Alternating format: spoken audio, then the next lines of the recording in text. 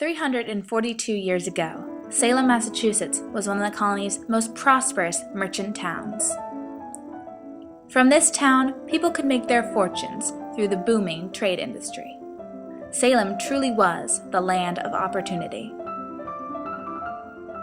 From this town emerged a house that has stood tall and proud, changing with the passage of time for over 300 years. This house holds a story of social reform and architecture in the early American colonies. This is the story of the House of the Seven Gables.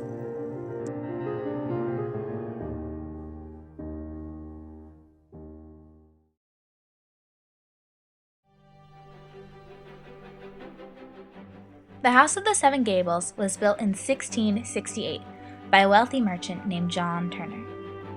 Turner came from humble beginnings. Mr. Turner had been an English shoemaker, but when John was just 7 years old, his father passed away. Mrs. Turner then remarried a wealthy Salem merchant by the name of George Gardner. The House of the Seven Gables was built shortly after John Turner was married, at age 24. Its original size was quite modest in comparison to what it would later become. In 1677, Turner added on the more lavish parlor wing to the house. John Turner was part of the Triangle Trade, a huge trading network between Western Africa, the American colonies in the Caribbean, and also the European nations.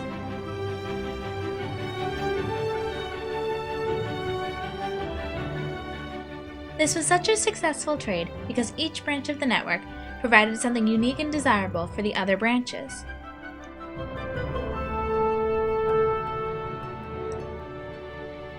Through time, Turner's prosperity grew, and in 1669, he was elected Selectman of Salem. Turner died in 1680 as the wealthiest man in Essex County, with £7,000 to his estate.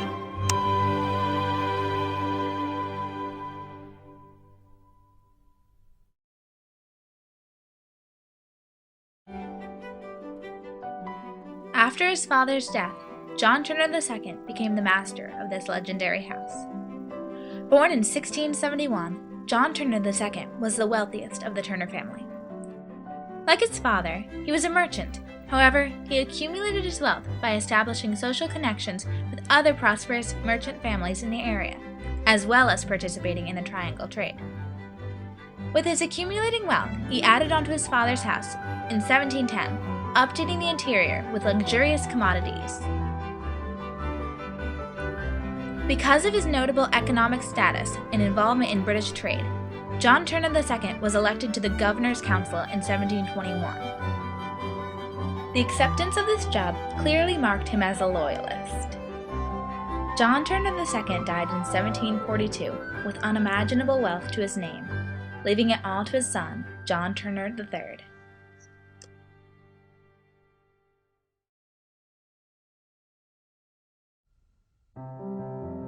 John Turner III was born in 1708, the heir to a grand family fortune and endless opportunities to expand his power and wealth. However, things for John Turner III did not go as well as they had for the prior Turner generations. In 1742, Turner began his reign as master of the House of the Seven Gables by adding interior updates. However, he was not satisfied by living in the house of his father, and embarked to build a new estate in a more fashionable neighborhood, starting in 1745. John Turner III's careless spending combined with poor business decisions quickly led to his downfall. By 1760, Turner's debt had grown so large that he was forced to sell his new home and return to the House of the Seven Gables. Still, his debt continued to grow, but luckily, in 1772, he became a naval officer. Like it had for his father, accepting this position declared him to be a loyalist, and due to the time of this declaration, he was forced to quit his job. Eventually, in 1782, John Turner III sold the House of the Seven Gables. He died not long after, in 1787, with his wealth astonishingly less than what he had begun with.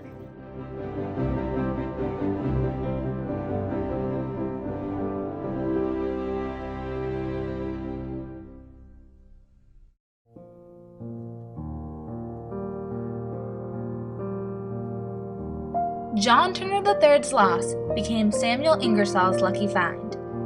Ingersoll was also a wealthy merchant in Salem and was a colonel in the American Revolution. He bought the House of the Seven Gables in 1782. While in possession of the house, Ingersoll updated it, removing several gables to make it match the more fashionable and popular Federal-style house. The Federal style was a more boxy and simple style of house.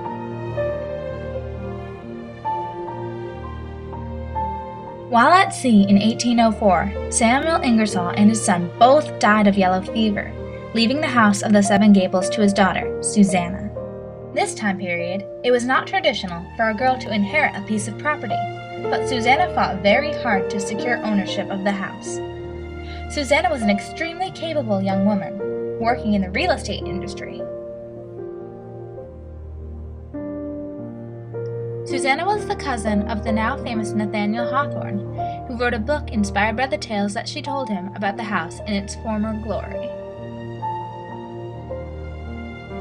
At the time of her death, Susanna left the house to her informally adopted child, Horace Connolly, who sold it in 1876.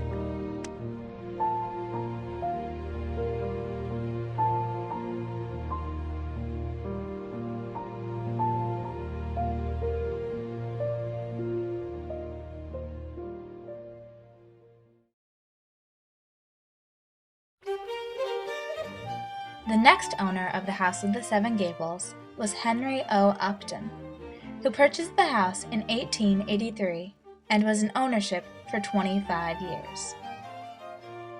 Upton was both a teacher of music and dancing. He was the first owner to display the house for its historical significance, mostly due to Hawthorne's popular book. Members of the Upton family would charge a 25-cent fee to tour the house. Hundreds of people would come to see the famous site every year.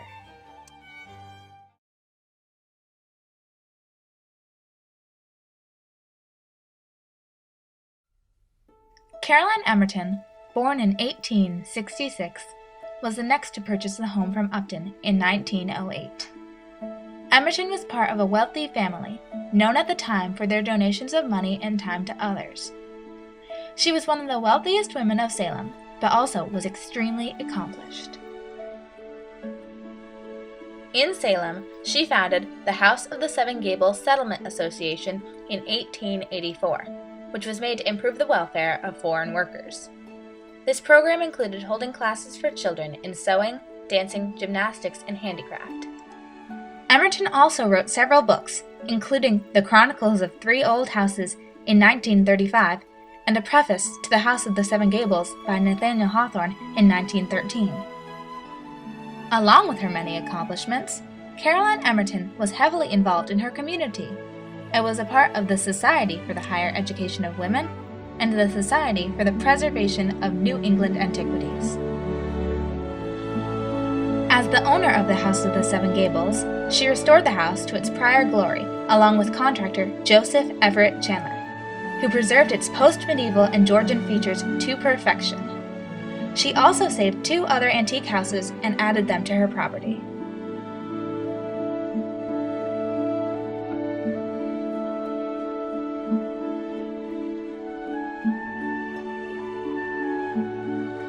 The House of the Seven Gables has experienced so much over its many years, and its walls hold so many secrets and answers about our country's past. So many feet have passed through its halls, from teachers to merchants and immigrants, and each one has left a footprint in this amazing piece of history.